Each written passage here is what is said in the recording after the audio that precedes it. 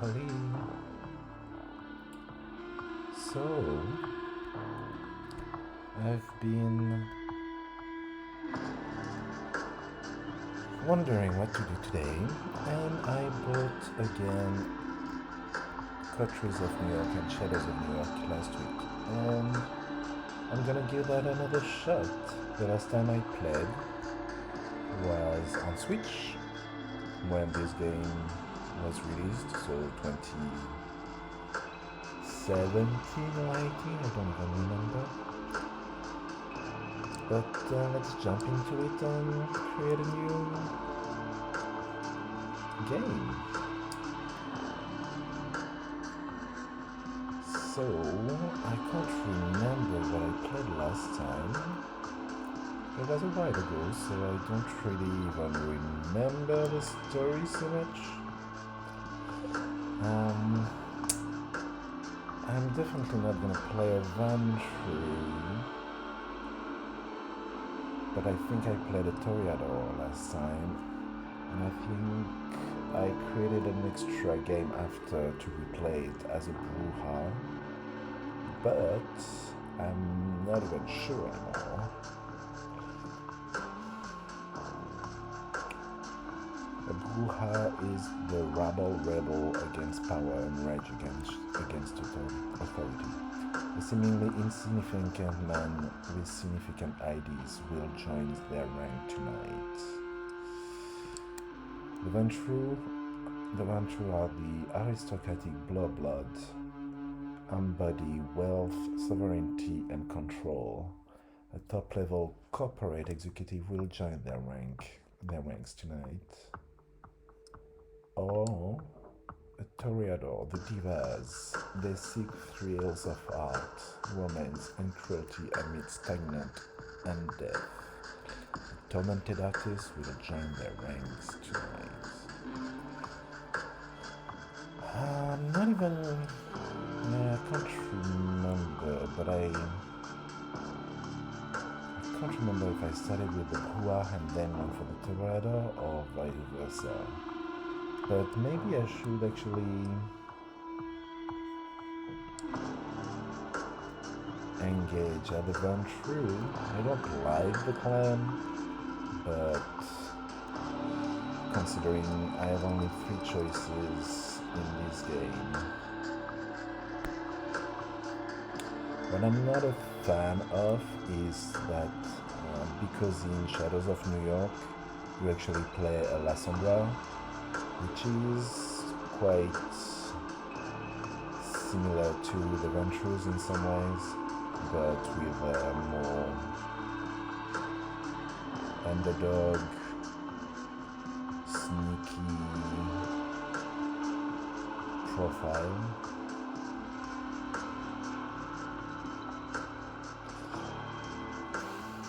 Let's try to indulge in something I'm not a fan of. Maybe I'm gonna actually discover something interesting.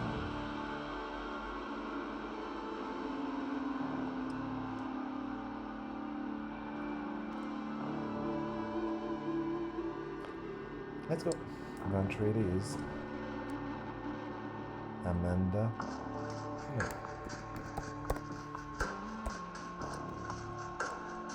Holly.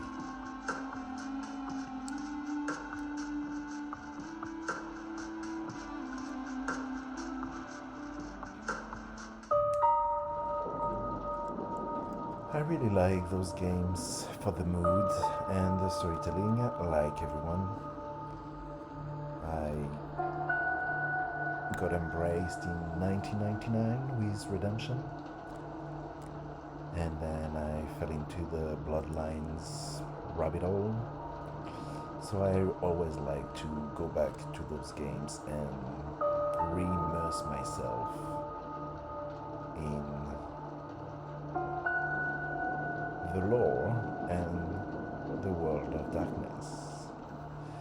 And what I like about those games is that it's, like I said, focused on narrative, but it's slow paced, there's no rush, I'm not gonna go ADHD on them, which is my kind of gaming. Alright, someone in the shadow. Oh, it actually could be Catherine. I thought it was a guy at first, but the hair might be actually Catherine Wise. New York told me to believe in fate. New York told you that? Okay.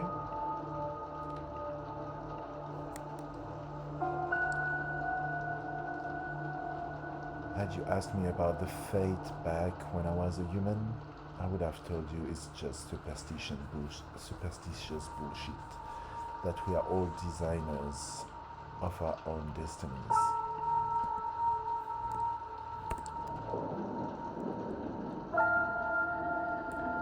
That belief shattered when the richest woman in the United States, the actual richest one, not a face you could have seen in the papers, of course, sank her teeth deep into my neck. It happened in the very same place you're standing in right now, by the way. Fate, you decide. ...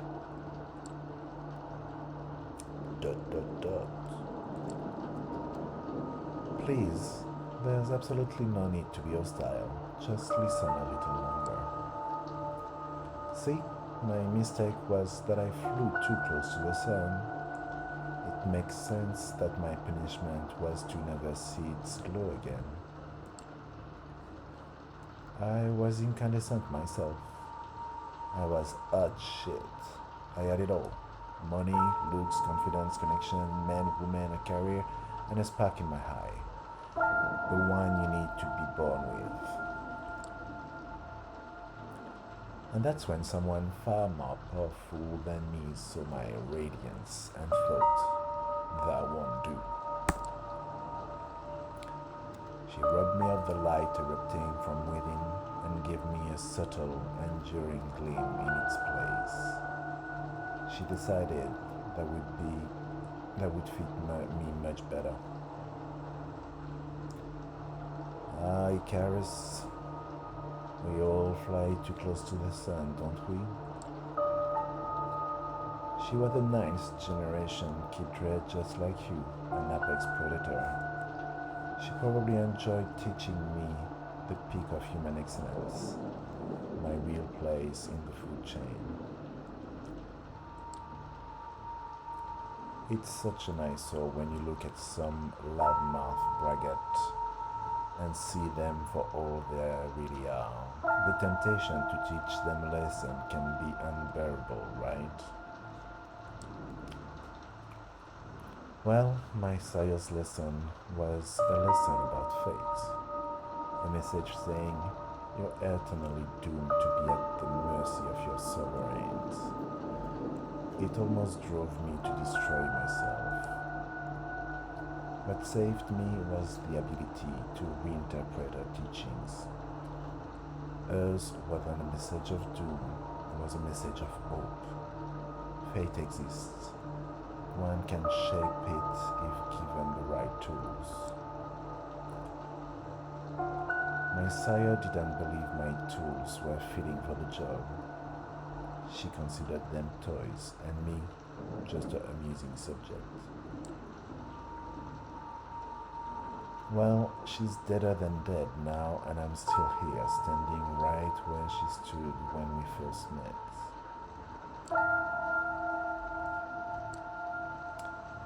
You might have wondered how I've learned about your arrival to JFK Airport.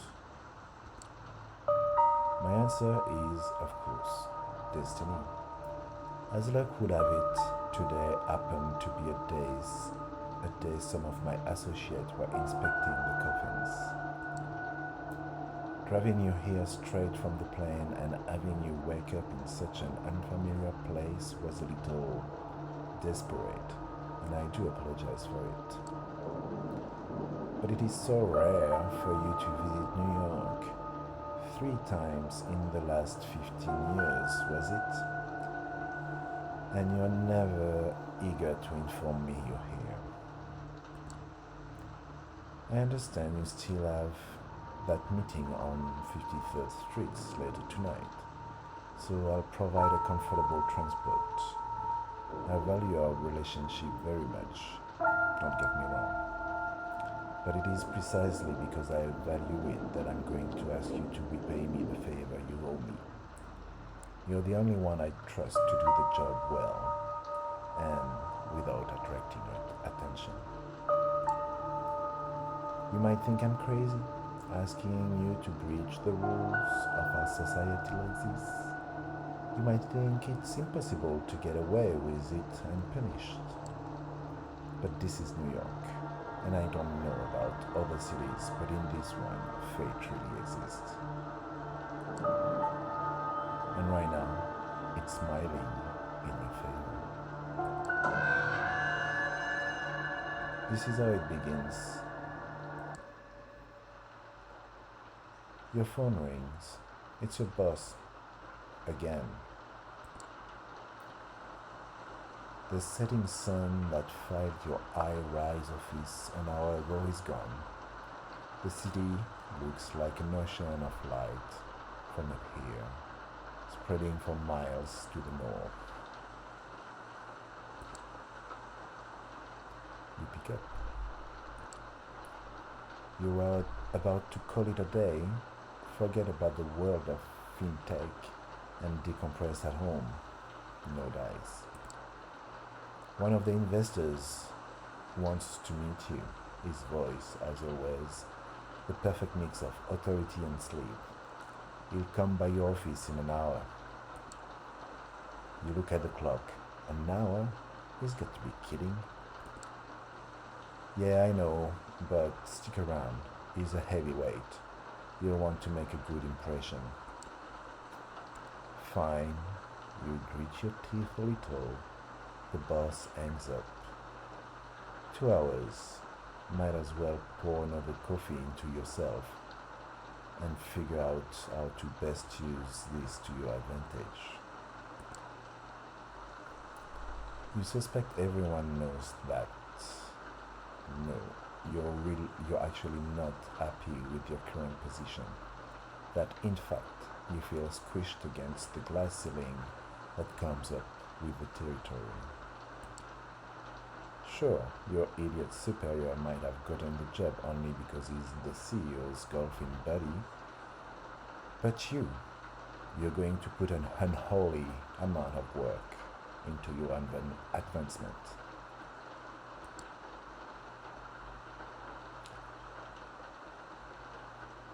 Times where you'd laugh off the idea of staying at the office until 9 p.m. You had a partner to go on to the nightly Netflix and chill ritual to perform, complete with pizza or Chinese takeout.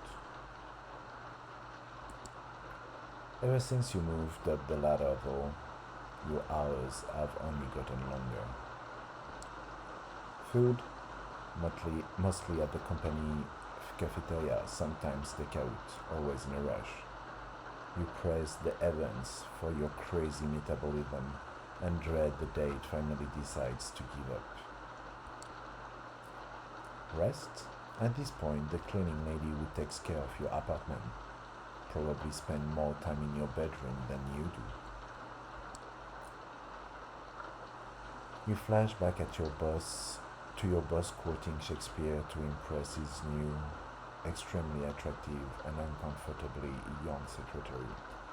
For some must watch while some must sleep, so run the world away. Drinks? Mostly with colleagues, and they all pretty much hate you at this point. Another flashback. This time to the most profitable quarter in the company's history. Still, the board decided that layoffs were in order. Your boss didn't feel like letting people know in person, so he passed that privilege on to you. Gotta hand it to him, he always knew how to pick his battles. But maybe, just maybe, tonight is the night it's all going to change. You decide to play the good looks angle. Nothing too slutty. You leave your blouse slightly unbuttoned. Check if your ass looks as good as you remembered in your pencil skirt. Mirror says yes. It's not something you're proud of, but you've become too jaded to care. Knowing your luck, the investor is going to be one of two types. A self-obsessed must wannabe in his 20s, or a fat old perverted drenched in cologne. You hear the elevator ding. Time to get this show on the road. You take one final look in the mirror and fix your hair at the footstep echo across the empty hallway. The man who approaches your office is not what you expected. He's sleek, to be sure, but he seems a bit more refined than your usually company man. Expensive suit, matching tie, and shirt. Confident in his stride, surprisingly good looking. Good evening. I hope this unforeseen visit isn't too much of an inconvenience. God, that voice. You're taken aback by how smooth and strong it is. And his eyes, still blue, cold, intense. His whole business. Professional, treats you in a manner that's appropriate to your stature. When he speaks, he actually looks you in the eyes and not at your cleavage.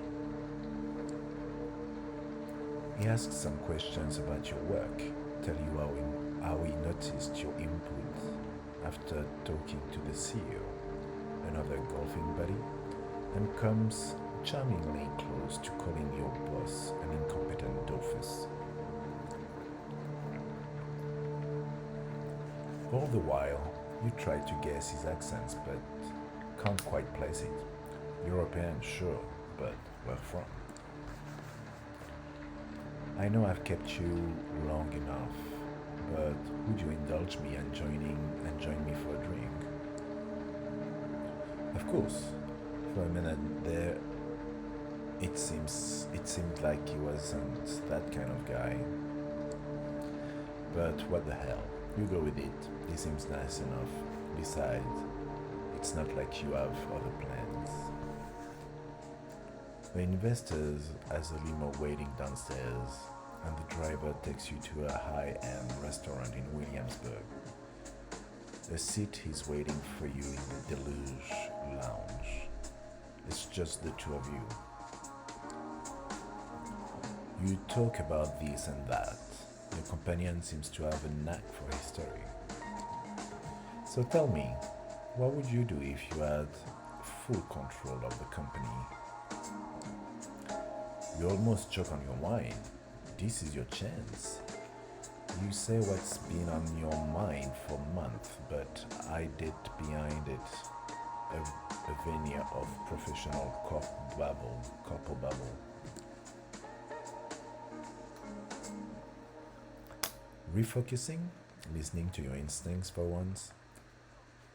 Restructuring, kicking out your boss. Aggressively pursuing your markets, getting the hell away from all these horrible people. Sounds weirdly familiar. He likes the sound of that. He leans forward, his eyes flash with intensity and something else. A strange emotion that wasn't there before. You'll do just fine. His word echoed inside my head as you black out. You wake up, God only knows how much later. As you try to piece together what happened, you hear a familiar voice, the investor or whoever the hell he is, talking to someone. You suddenly recall snippets, fragmented memories, his sapphire eyes intently locked into yours, his teeth suddenly longer and sharper, and something else, a feeling on your neck that takes you back to your last orgasm A company trip to Florida, a sweaty room, the cutie from HR who doesn't work there anymore, and then darkness. Yes, I'm done here. Consider my debt paid. The investor pushes the other figure aside and walks away from the lounge, barely bothering to look at you. The door locks behind him. Some time passes before you find the strength to get up from the couch. You touch your lips. Blood. Did that asshole eat on you? Eat you? Sorry. You try to stand up, but your head is pounding and your stomach is like a heavy nut, pulling you down. You didn't have that much to drink. He must have spiked your wine. This is bad. You frantically check your clothes. Pristine. Doesn't make any sense. All of a sudden, a feeling hits you like unlike anything else you've ever felt before. You fall to the floor, writhing in all-encompassing pain and hunger. The kind that makes you inside sperm.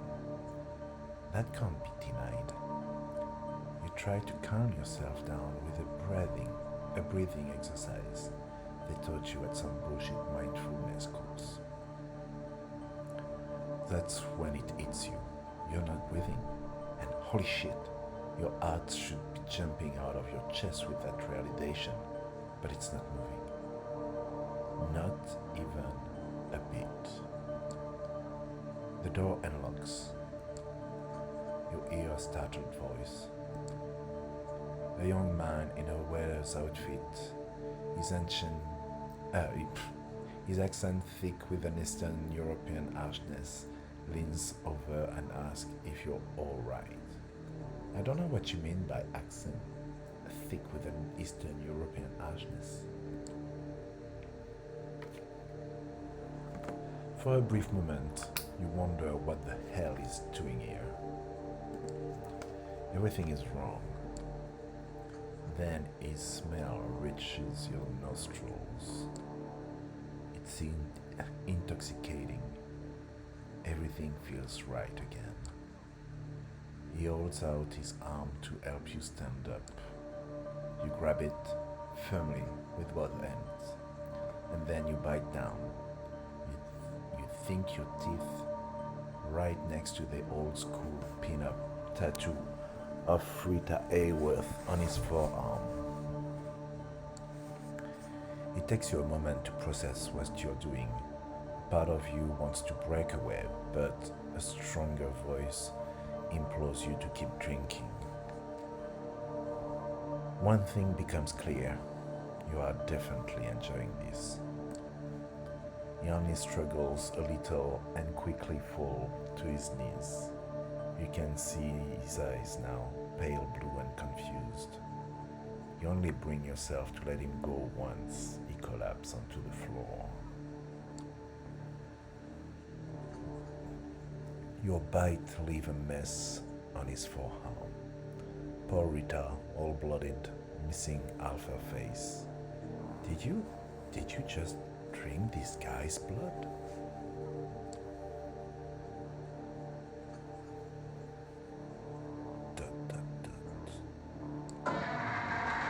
You spit out a piece of torn flesh. That's... why? Where? What was in that fucking wine? Barely able to focus, your heart and your lungs still motionless. You reach for your phone and dial 911. 911 operator, what's your emergency?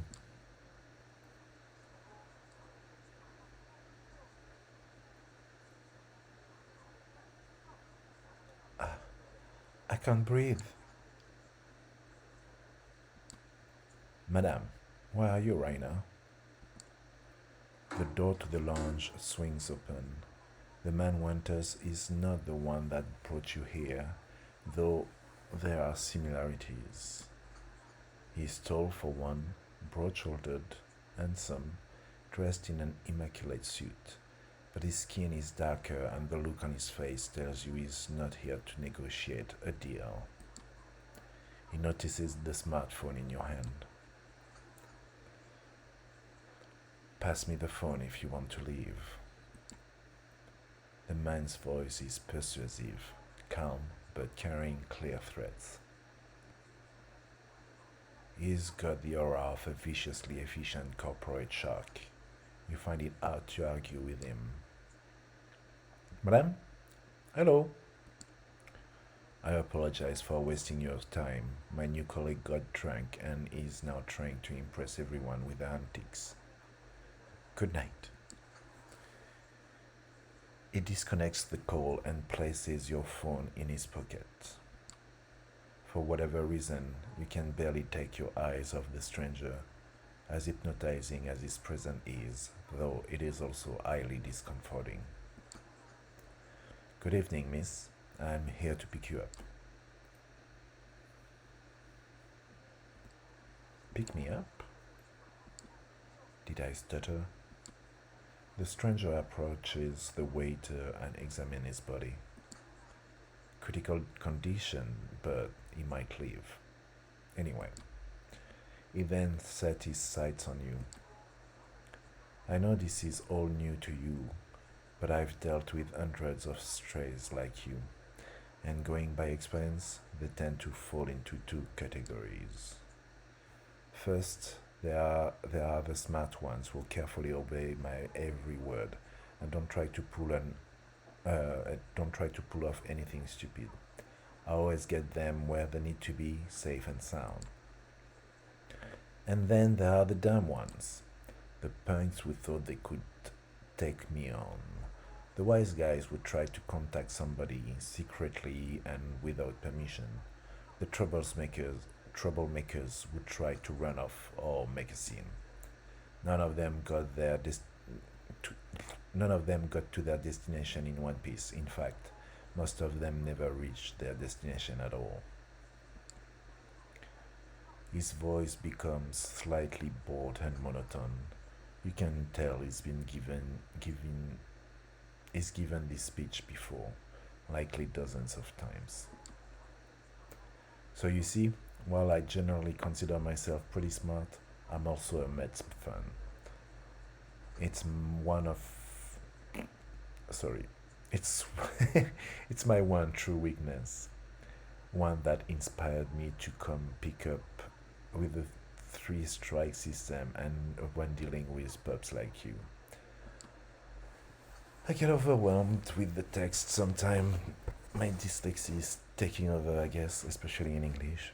If you get on my nerves once or twice, well, I understand. Not all of us perform well in stressful situations. But cross me 3 times and you're out. No excuses, no forgiveness, no mercy. As he's talking, he slowly approaches you, adding a bit of a theatrical swagger to his walk. Eventually, he leans in, deliberately invading your personal space. You realize it's a test. He's daring you to do something about it. 3 strikes, and you're out. Say, I understand, sir, now. Every atom of your being screams for you to obey this authority.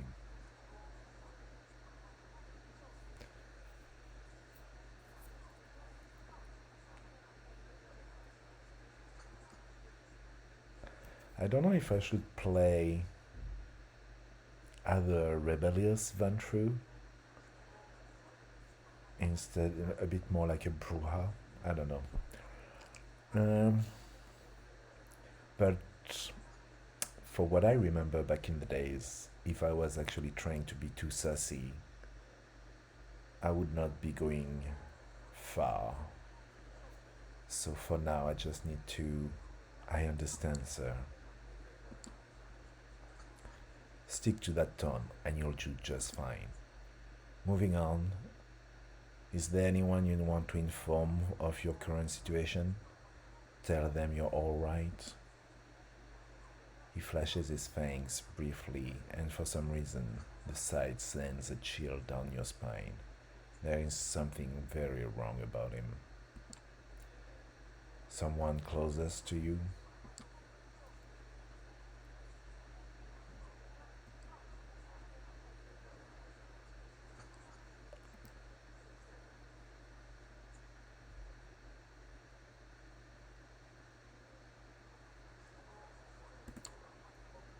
No, I don't have anyone. The stranger squints at you. No family, no lover, no friends, nothing. A job. Your blank stare tells him the whole story. He immediately stops trying and gives you something even worse than a look of pity, a look of honest compassion. Well, that makes things simpler, but let me be crystal clear just in case. From this point on, you are subject to different laws than the ones you grew up under, and you'll be watched by many eyes to ensure these laws are respected. You are forbidden from letting anyone know you're still alive. You are forbidden from showing your face anywhere they know you. If anyone comes looking for you, it's over for both you and them. That practice tone again. You put on your poker face and listen in silence. So, unless you want your boss to end up at the bottom of the Hudson, I'd suggest you cooperate. Well, talking about that, can I cooperate and get the boss at the end of the bottom of the Hudson? Don't, don't tempt me.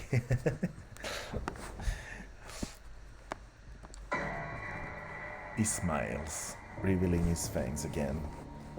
There's something absolutely sickening about it. Suddenly, you feel overwhelmed by a sense of exhaustion. You pass out.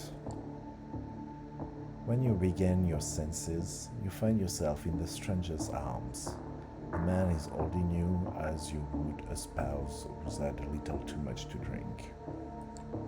You try to break free, but he holds you close and gives you a questioning look.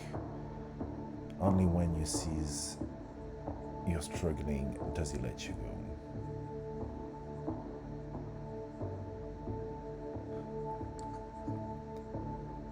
Only now do you notice the change in scenery. You find yourself in a fancy lobby right next to the elevator. The place is virtually empty, save for a single concierge and some cleaning staff.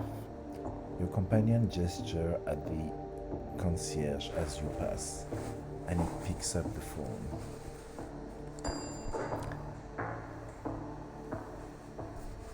The elevator arrives, the door opens, and the man motions towards the cabin. After you.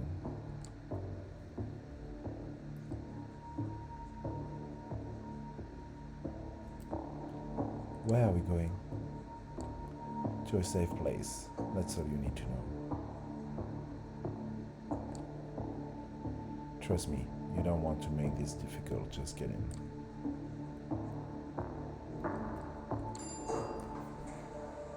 Going against your instinct, you enter the cabin. Smooth jazz is playing over the speakers as the elevator starts its descent.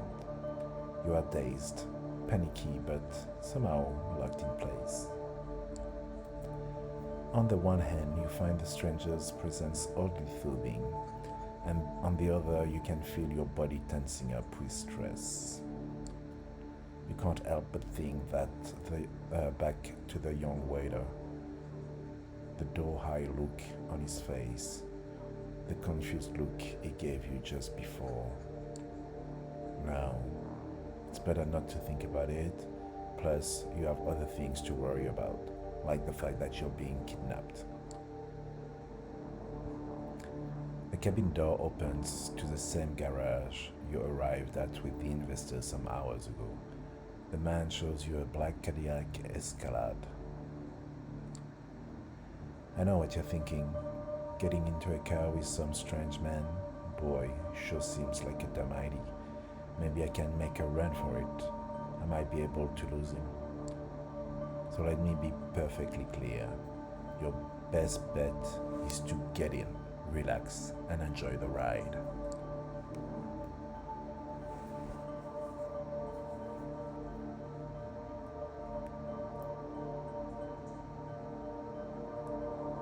But what about the waiter? Do you think that waiter upstairs, is he going to be alright? Yes. You look him in the eyes and can immediately tell he's lying. No more question. Get in the car, please. It seems like the worst idea ever, but the man's made it very clear that you have no choice in the matter. What's your name? You'll know it when the time is right. He takes a glance at his expensive-looking watch. Listen, you really need to quit stalling. We're on a bit of a schedule here. The sun comes up in about 2 hours, and I don't intend to be there when it does. The sun? What does it matter when the sun comes up? Oh, you really don't know, do you? Good thing I got here when I did. He opens the car door and gestures toward it. You see no point in delaying the inevitable, so you get in. The door locks behind you. The Cadillac is almost entirely dark. The side windows seem light-proof. The man gets into the driver's seat, starts the engine, and drives away without another word.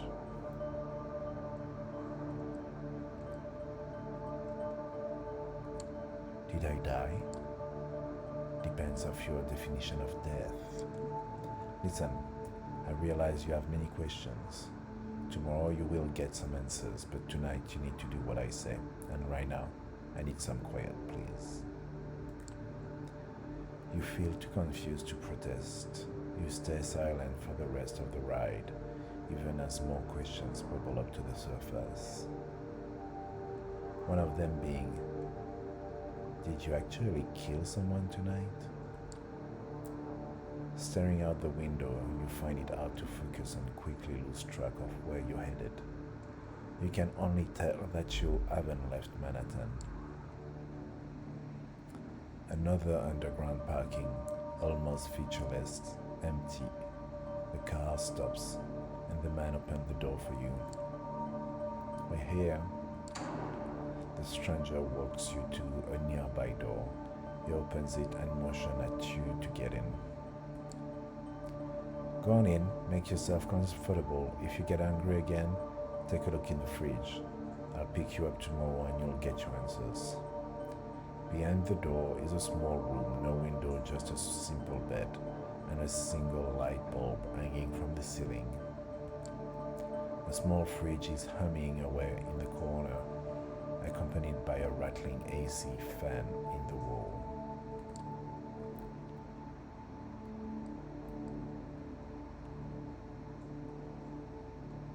Where are you going?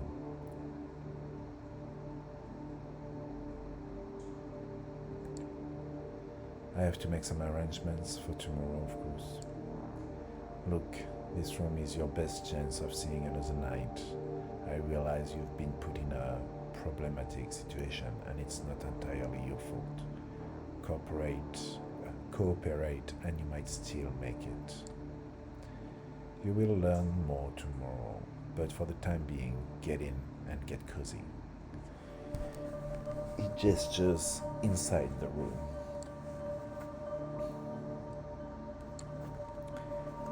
You step inside, the stranger nods.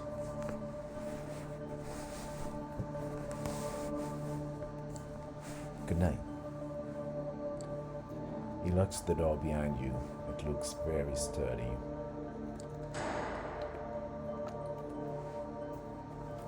You open the fridge. There's a single plastic bag there filled with red liquid. No label. Tomato soup? You feel sick to your stomach. Best to leave it for now. You lie down on the bed. It's a simple mattress on a metal frame. At least it's not too filthy. You think back to how this evening began. This investor is a friend with the dark-skinned stranger who picked you up from the restaurant. What happened now? Unable to relax, you spend an hour or so playing with various scenarios in your head. Eventually, you decide to give in and let exhaustion take over. Whatever tomorrow brings, you'd rather face it well rested. Plus, there's no way in hell your boss isn't going to notice your absence tomorrow. That and maybe some of the restaurant staff will feel a pang of conscience. Someone will notify the police, someone will find you, right? You flash back to the waiter's tattoo, the bloody Rita Hayworth winking at you over a pale mess of a wound. You did this. You beat him, drank his blood, and it tasted good. What if you can never go home again? You are so tired. Your entire body tenses up one last time, and before you know it, you drift away into oblivion. You wake up. That in itself is a surprise. You barely remember when you drifted off. It didn't feel like quite it didn't feel quite like sleep, more like plummeting into an endless void. You imagine that's how death feels like. The room isn't changed. The lamp is still on, the AC is still rattling, and the refrigerator is still humming. You take a look at your watch. It's almost 9 p.m. You've slept 17 hours straight. Maybe you died. Your breath is gone, and you feel no thumping in your chest. Does that qualify as dead if you're still conscious? You're not sure about that, but you are certain about one thing. You are hungry. It's not your stomach rumbling, though. It's a need that starts somewhere in your abdomen and spreads to your chest, throat, and back of the head. You open the fridge. The bag is still there. You take a closer look at it. If it is soup, then its color and texture are off. You pull the cork out, take a whiff. You recognize the smell immediately. Holy shit. There's no mistaking it. It's bag blood.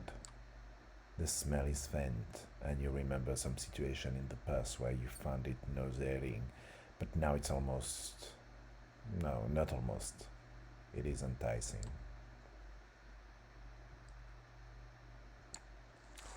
It feels wrong, but right now, there's barely anything in your life that doesn't. To hell with it. You pour a bite of the liquid into your mouth. It tastes like shit. It's coppery, thick, and clings to your tongue and the inside of your mouth, like a film of dirt. You swallow hard regardless. The taste is foul, but somehow you kind of want more of it. As you take a second sip, sucking the blood out of the bag, you feel something pulls on your inside. You double over. You're going to barf. You instinctively cover your mouth, looking for a place to vomit, but before you find it, a dark red wave washes over your hand and fingers. It hits the floor, splattering in huge, thick drops. You keep heaving for a moment longer. Nothing is coming out. No blood, no bile, not even spit. But still something in your body wants to push it out. Push it all out, every last drop.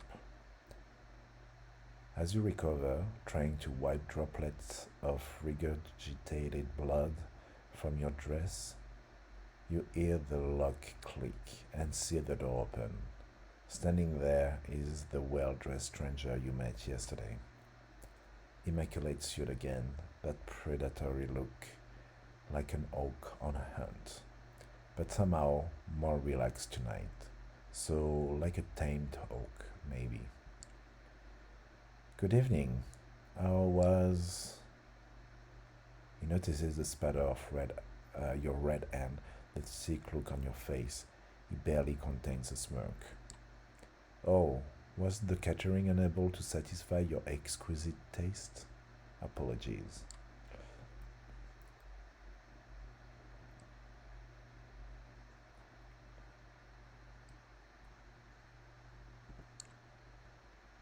You can't tell me you can drink this. He takes the bag off your hand and pours all of its content into his mouth. He closes his eyes, theatrically savoring the taste. When he opens them a few seconds later, he looks sharper, energized. Not all of us are picky eaters. Come on, we've got places to be. I should have some water and a towel in the back of the car so you can clean yourself up. The car is humming in the empty parking lot just outside the door of the cramped room you have spent the day in. The man motions to it politely, but with a stern look on his face.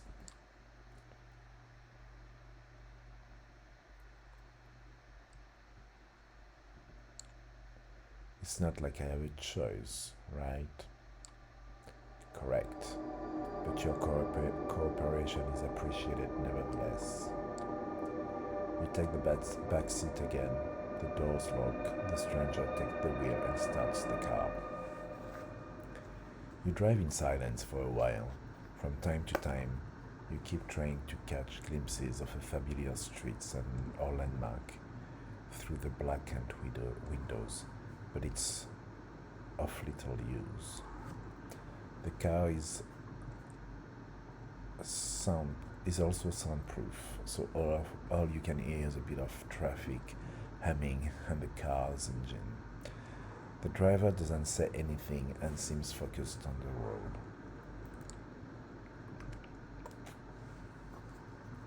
You check the door handle.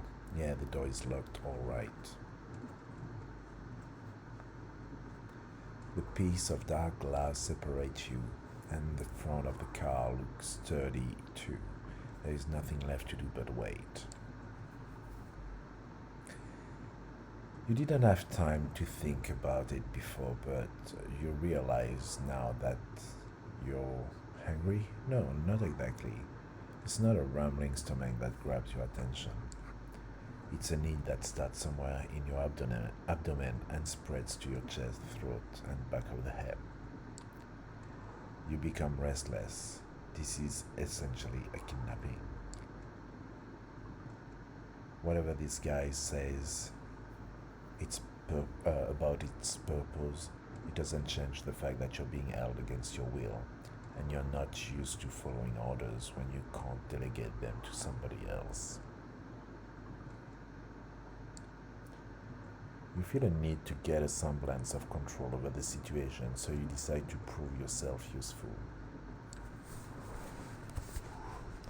I know people in. Oh no.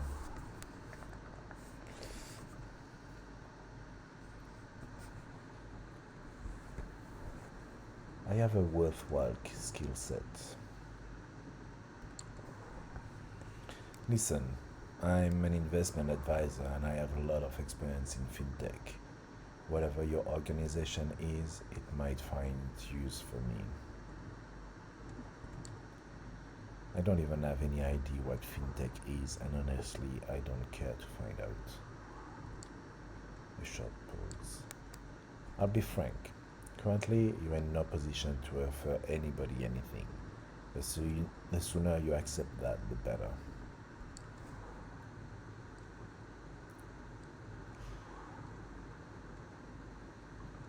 No Right choices there.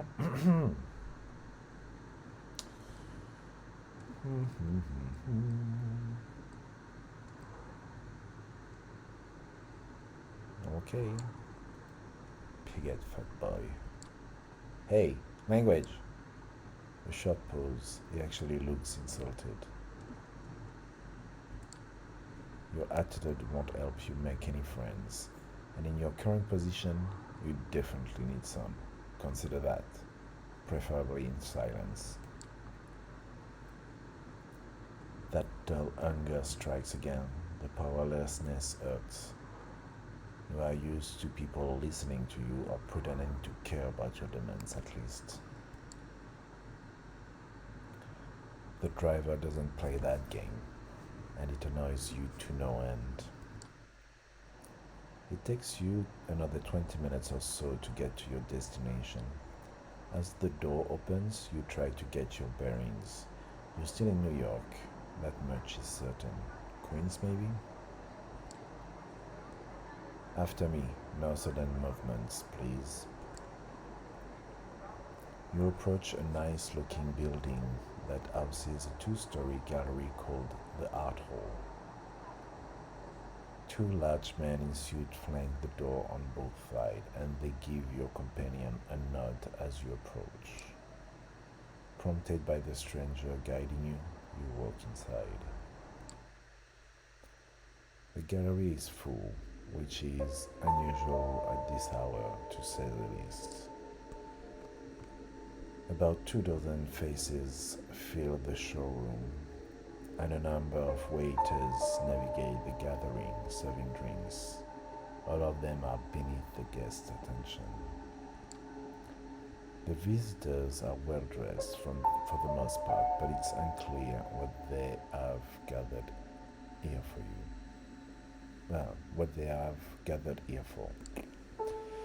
Nobody seems to be particularly interested in the art pieces on the wall, and the atmosphere is polite, unnaturally so.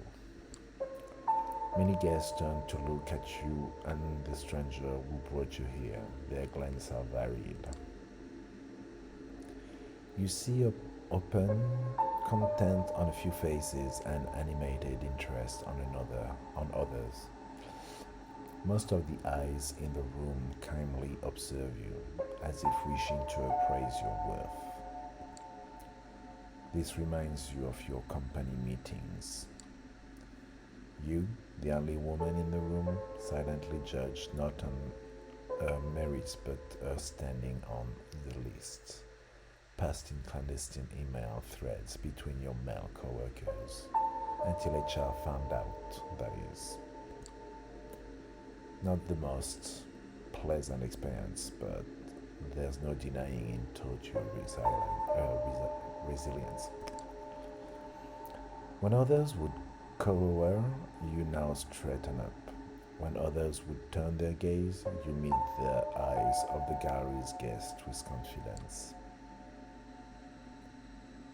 Good evening, Kadir, and to you, child. The noble, cold voice takes you out of your head and back to the situation at hand. The gallery, a crowd of strangers, you being brought here against your will, for what purpose? The room awaits your response.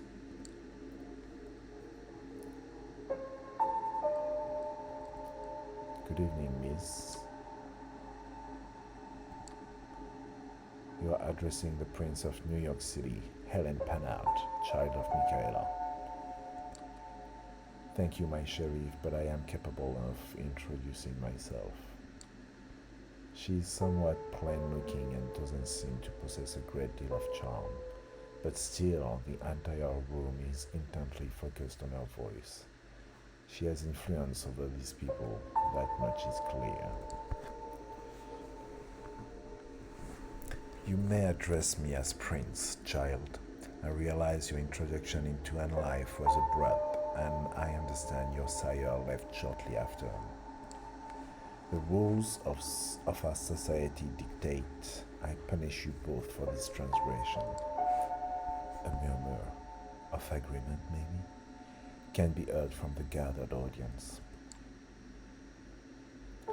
But I am willing to listen to what our loyal sheriff has to say about the circumstances of your embrace first.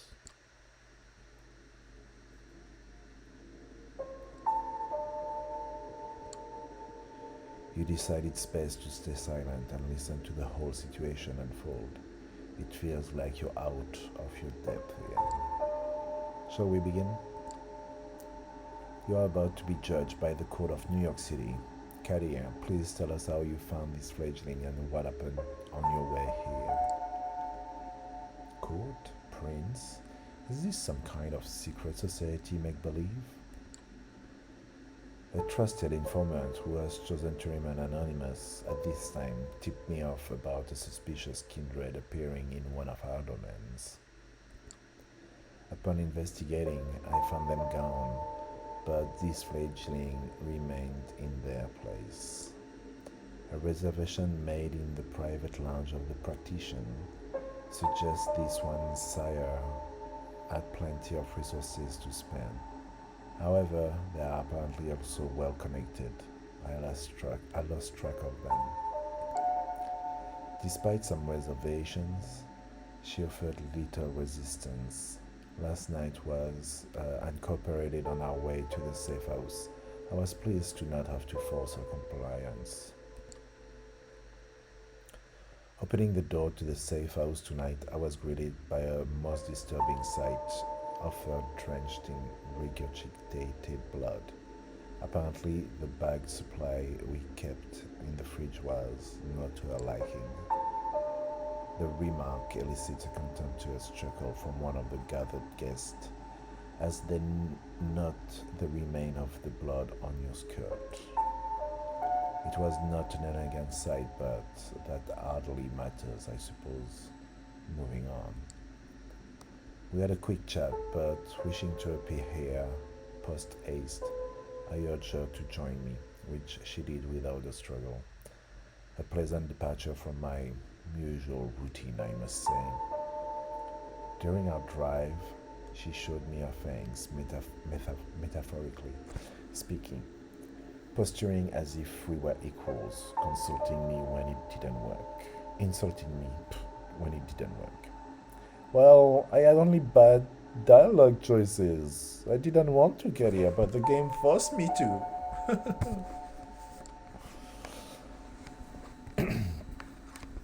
I refrained from causing her physical harm, but I expect her ego might still be a bit bruised. He looks at you and flashes a nasty smile. The story ends up.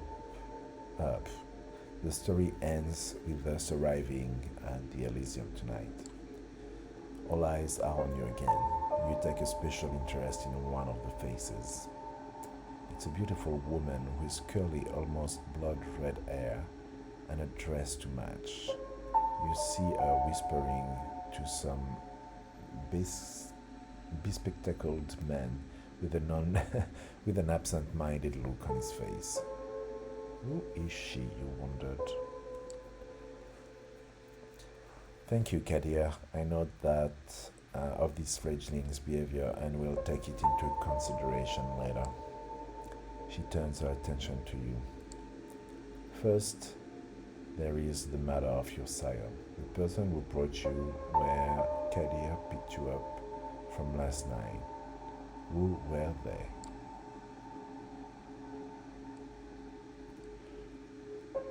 Quite a handsome businessman, an entrepreneur, acquaintance of my boss, I think. Good looking, pale blue eyes, and some grey hair. Some grey in his hair. Charming, abusive, cold son of a bitch. You feel tired and angry. This whole situation, spending the day in some underground parking lot, having to bear the looks of a room full of stranger. It's almost too much to take in stride. There's no reason you should take it all in stride, but you do, because if there's one thing your professional career has taught you, it's that. All because of this asshole, whoever he was. He never even gave you a name or a card, nothing. Well, Kadir, does that sound familiar? No, no, it doesn't. Or at least not familiar enough. I will continue to search after we're done here.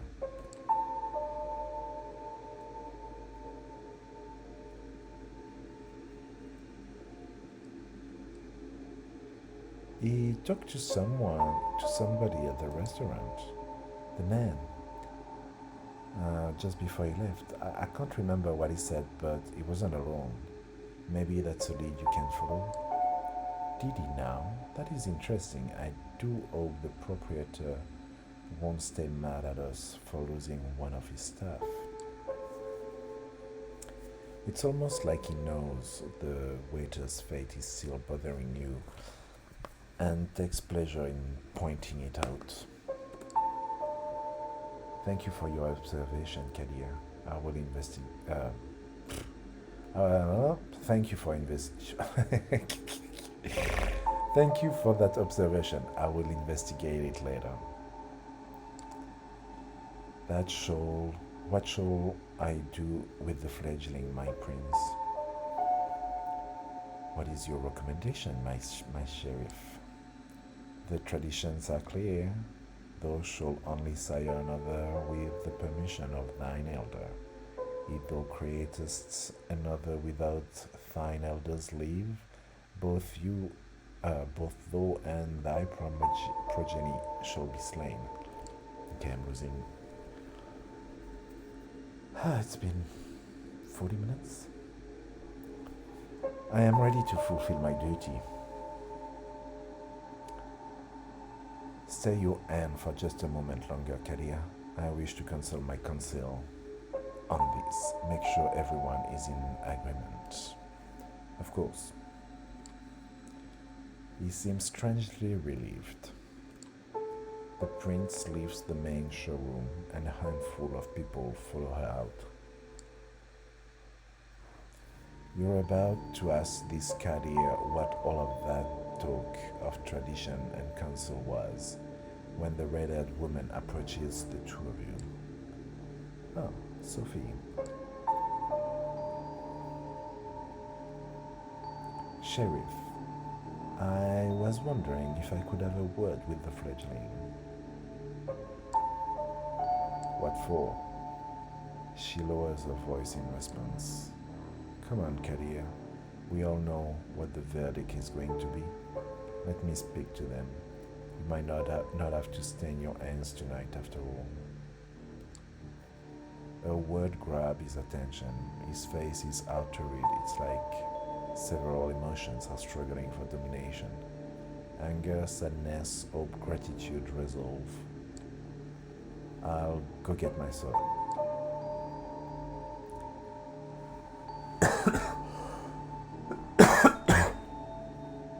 He steps out of the room the way you came, and you are left in the showroom with the woman in the red dress. She takes you aside. Oh my God, I don't know why. Like when I read, especially out loud for a long time, I'm really like mixing all the words together. She takes you aside, and the eyes of the remaining guests follow you. Well then, fledgling, you are in quite the pickle.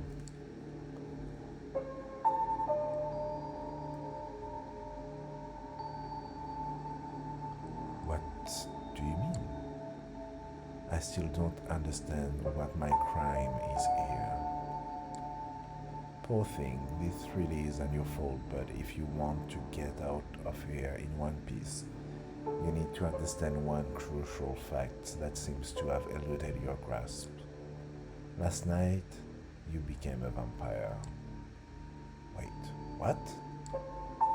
Oh yes, I am well aware of how ridiculous that sounds. It's the reason why we have these nicer words for it. Kindred, being embraced, having a sire, the facts remain. The being called vampires, you're looking at them, they are us. You glance around, Some of the guests are still occasionally looking at you, commenting on you in hushed tones. Many of the patrons are pale, really pale.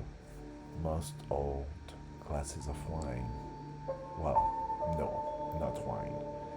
That's not the right thickness and not the right color either. You're trying to come up with something sensible to say, but you're drawing a blank. It makes a morbid kind of sense. You drank blood last night, there's no denying it, and your breathing has not returned. Your heart remains still. A vampire. Two voices in your head start battling for supremacy.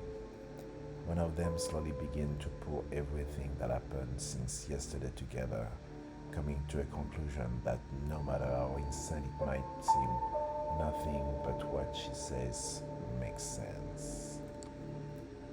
The other voice just keeps saying, "What the fuck? What the fuck? What the fuck?" on repeat. You're surprised. This is often how it plays out by design. Kadia deliberately keeping you in the dark and all.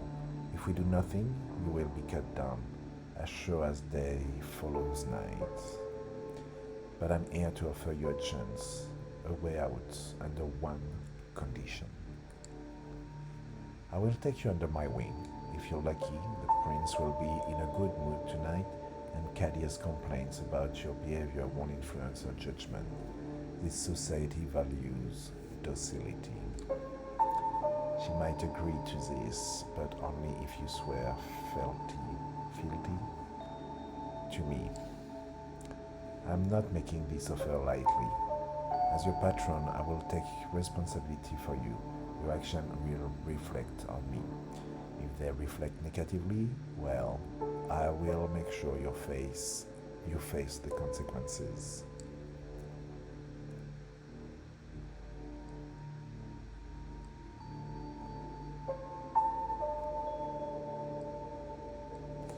What happens if I agree? I suppose I say yes. What happens then? You survive, hopefully, and or not, depending on the prince's whim. I'm giving you a chance, not a guarantee. But if you take me as your patron, I will be your guide in this new reality, and you will assist me like a child would a sire. Steps and hushed voices can be heard from the side room. It seems the prince and a council are returning to the showroom. Kadir appears from downstairs as well and starts walking towards you. When you hear the verdict has to be spared, I will intervene. Remember my condition. She flashes a heart-melting smile toward Kadir, who does not smile back. The sheriff's immaculate suit is now complemented by a curved, oriental-looking metal scabbard fastened with a colorful sash around his waist. I would look vaguely ridiculous if it wasn't surprisingly intimidating, first and foremost. Kadia takes his place next to you and observe as the prince takes center stage again. Loyal kindred of the New York City Camarilla gathered here tonight, I have made my decision regarding this fledgling. Their behavior since being embraced has been disagreeable, and that does not bode well for them becoming a valuable member of our society. What do you mean, disagreeable? You are all keenly aware that these nights we need to close our ranks and trust the wisdom of our elders and their tradition more than ever before. As our trusted sheriff pointed out, there can only be one course of action. The time has come for you to lip sync for your life. Although I acknowledge some of my counsel's divergent opinion on this. Okay, Michelle. She takes a look specifically at one of the people who left the room before, a somewhat plainly dressed, shy-looking man whose skin has a somewhat healthier tone.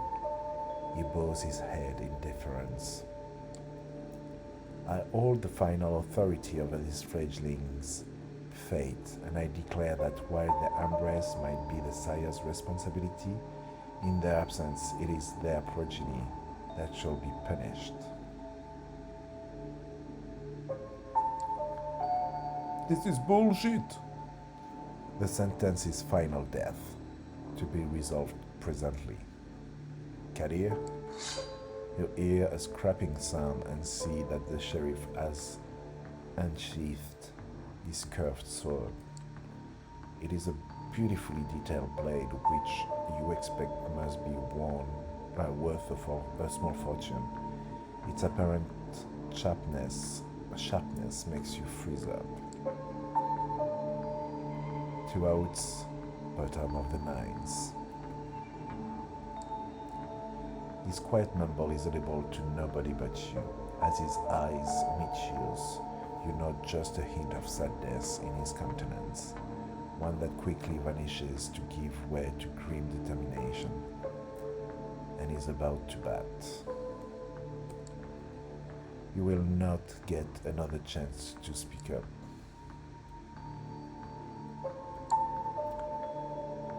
You make your choice. Spare me, please. Don't make me beg, goddammit. Prince, if I may ask you to stay the sheriff's end for a while longer. Kadir looks at the prince, awaiting a response. The sword is still hanging above you, threatening to fall at a moment's notice. Is there something you'd like to say, Miss Langley? Yes, if I may. At first, the prince looks somewhat annoyed at the distraction, but she stays quiet for a while, measuring the mood in the room. The board elite suddenly look at you with aroused interests. Some of them dismay at not seeing the bloodshed, but all intrigued by the unexpected twist. The prince nods. Well, let's hear it. Sophie takes a few steps forward. All eyes are on her now, but Kadir's heavy hands on your shoulder makes it clear you won't take advantage of the distraction. My prince, while the traditions are clear, I believe that the proper context should be observed in addition to the letter of our laws. This fledgling is a burden, but with proper guidance, they could become an asset to our domain. And I understand you are volunteering to take this unruly child under your protection. Yes, I am willing to give them a chance and prove to the domain that they can adhere to our expectation. I will take nothing less than their full cooperation, naturally. Whispers can be heard again, an incredulous voice or two, a hushed, just behave the fucker, some suppressed exclamation of surprise. Silence! Silence! I've made my decision. I ask all of you to make a note of this moment. I might be persuaded to ban one tradition in this child's favor, but another will have to be enforced even more firmly in its stead. Until thy progeny shall be released, thou shalt command them in all things. Their sins are thine to endure. Are you certain that's a responsibility you wish to shoulder, Miss Langley? I am willing to guide this fledgling and add a valuable ally to our sect in the time of need, yes. But I would like to receive the right of destruction over them if it pleases you.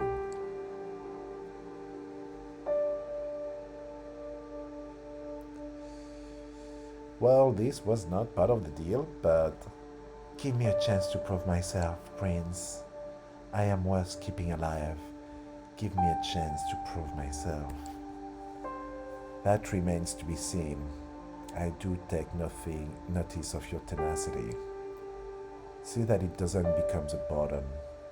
A burden. I shall grant what you ask. Let it be known, Sophie Langley of the Clan of the Rose will become this fledgling's patron. They shall be considered like sire and child. Miss Langley will take full responsibility of them, and I grant her the right of destruction if she sees fit to use it. Let my intentions be clear, however. If I am to turn a blind eye to one of our most important traditions on this occasion, I expect it to be beneficial to the Camarilla, substantially so. I hope you find this verdict satisfactory, Miss Langley. Of course, Prince. Thank you. Very well. She turns to you. What is your name, child?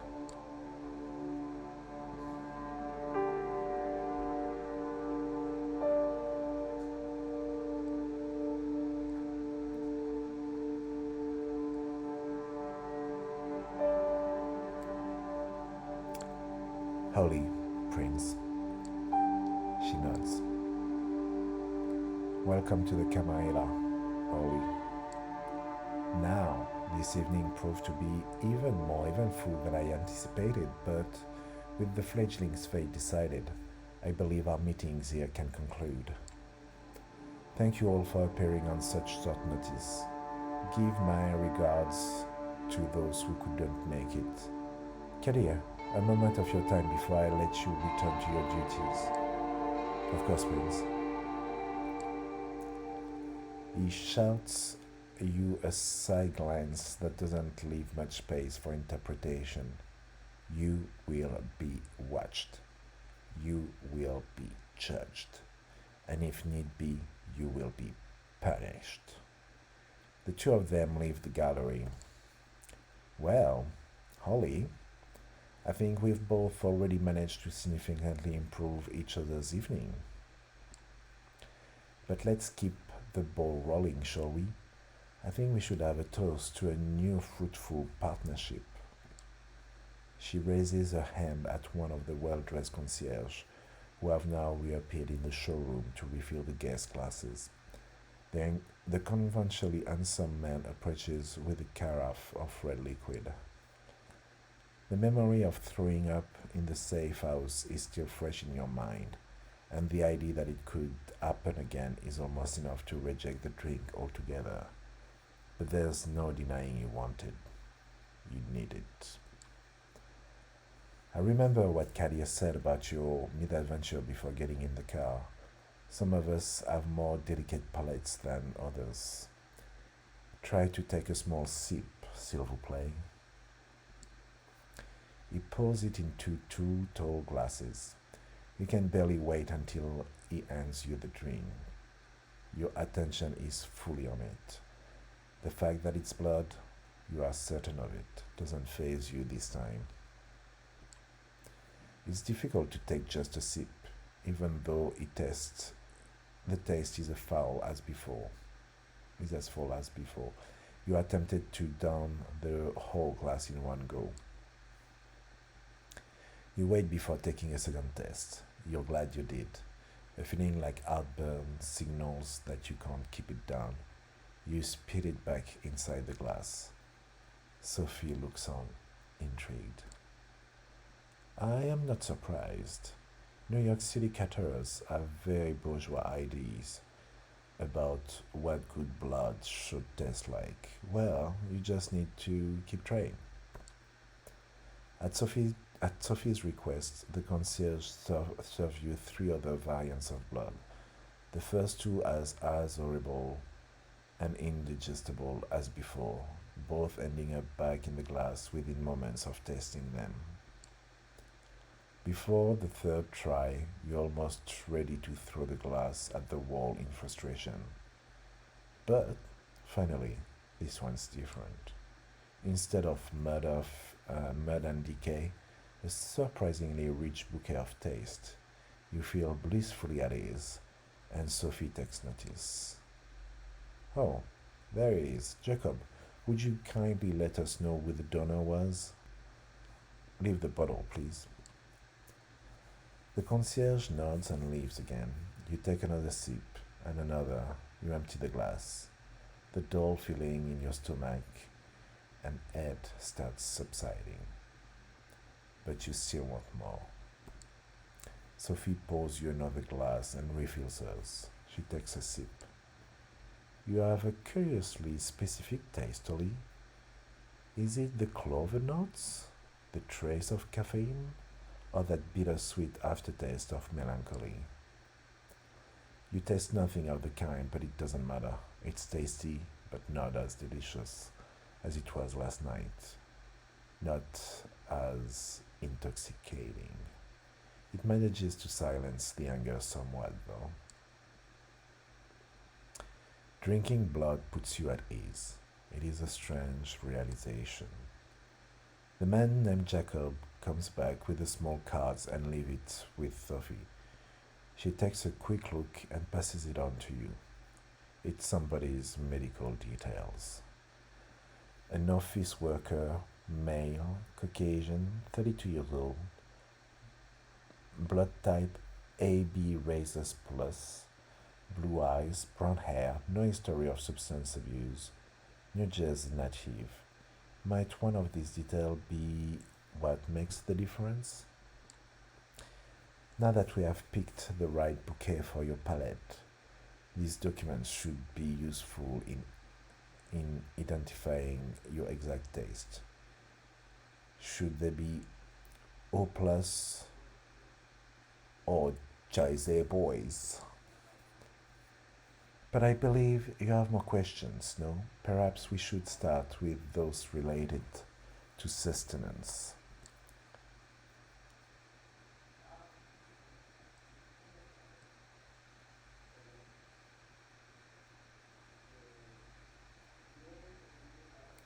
How will I know what can I drink?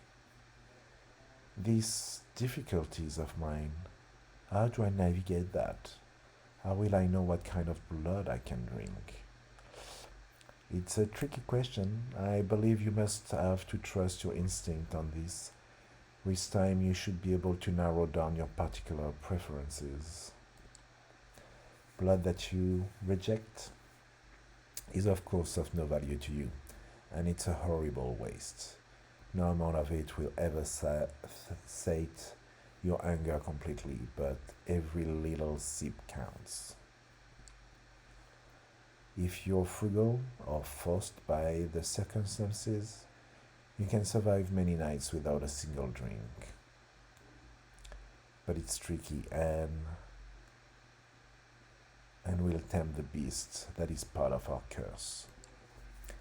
It will take some time to find the right balance. Tomorrow I shall take you hunting and we will explore the topic further, but you should be good for now.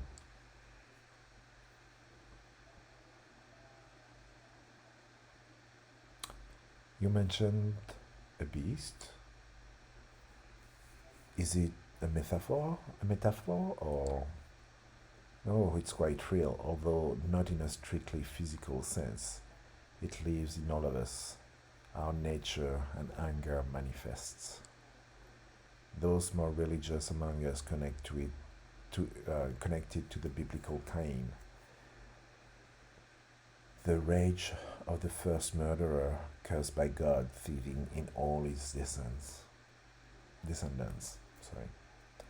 I, however, am a child of the Enlightenment. Not that it makes my struggle any easier. I have to be wary like every other kindred in this city and beyond. Individual kindreds have a unique relationship to their beasts. What yours is going to be remains to be seen. But you need to keep it under control. Each outburst endangers not just you, but also the masquerade. The concierge returns, asks for permissions to intrude, which Sophie gives with a polite smile, and leans into whisper in her ear. You note that the gallery is now almost empty. I'm being told the gallery is just about to close, but we still have quite a lot to discuss. We'll go to one of my apartments. My jalopy is waiting downstairs. Come on. The smile she puts on could tip any negotiation towards her for a favor. Her words are like honey, and she makes it impossible to take your eyes off of her. You are under a spell momentarily. Sophie leads you to a luxury silver Rolls Royce and invites you to sit in the back. The chauffeur, a broad shouldered, clean shaven, middle aged guy, starts driving immediately. Where did we leave off? Oh, I believe I started telling you a bit more about our customs. You've heard the prince refer to our traditions. The chief among them is the masquerade. As you might have gathered from us assembling at a niche gallery after closing time, our comings, goings, and doings tend to be somewhat secretive. We do not advertise our existence.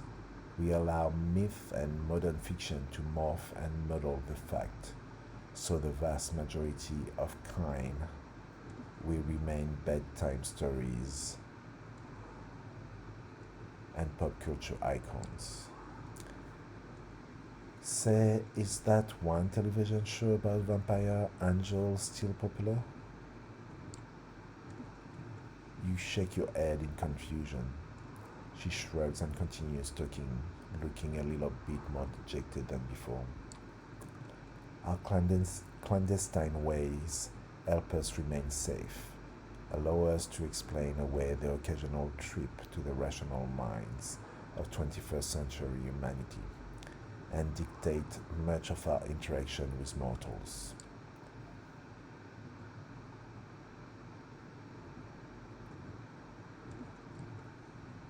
Is your driver a vampire too? So, if it's such a secret, then I'm guessing your driver is a vampire as well. Oh, dear Gregory here? No, not a vampire, although he is a loyal servant, and as such trusted not to spill our secrets left and right. You realize with time that such help is welcome. Gregory watches over me during the day hours. Sunburns are kind, that's why we take our rests when it rises. It's more akin to being dead than asleep, as I'm sure you've already experienced.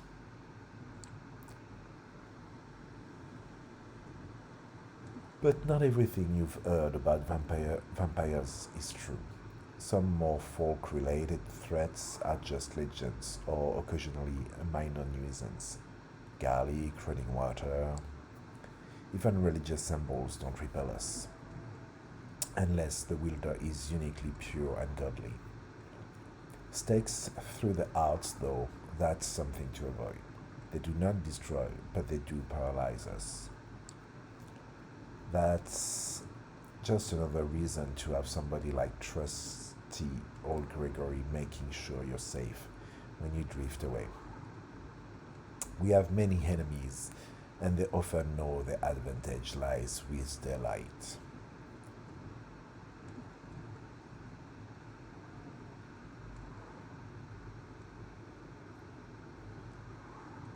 Do vampires watch each other's backs? You mentioned enemies. I guess that makes it necessary to watch each other's back. Can you count on other vampires for that? She surprised you by letting out a soft chuckle before answering. No. Our little sex supplies social interactions aplenty, but it doesn't really encourage counting on someone. Support given in exchange for favors. Yes, that's more like it. Long term solidarity does occur in the Kamala, but we are a very politicized organization by necessity. Loyalty is to your sire, to your prince, and to the sect. When you're in Elysium, like we were tonight, the sect can appear to be a monolith. The reality is more complex. Outside of official gathering, shady deals, and quick, a quid pro quo, a quiproquo, mentality reigns supreme. She seems to be lost in thoughts and falls silent for a while, leaving you to ponder all the things you've learned tonight.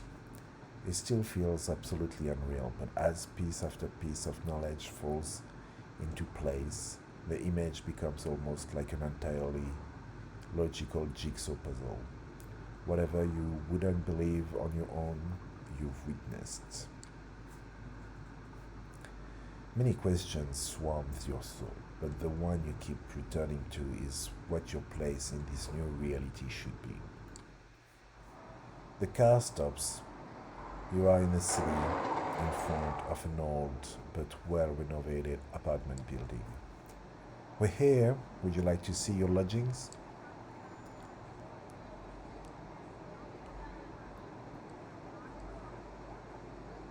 My own apartment? Neat.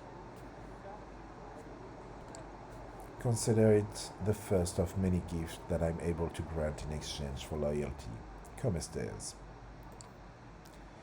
She leads you through a small hall with a night guard who greets Miss Langley with a good evening, and you take the stairs up to the second floor. Sophie opens the door to room 209. And this is where I'm gonna leave it off. I have survived my first 2 nights. I have made maybe a friend and a half.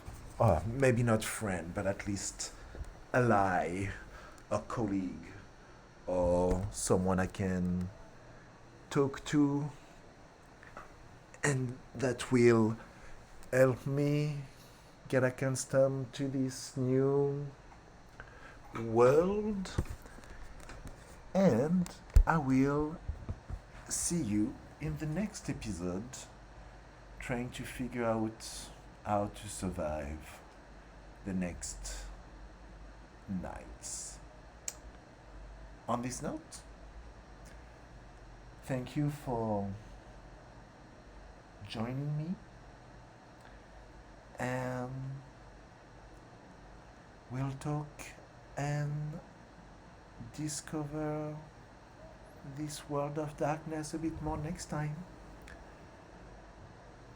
Have a good one.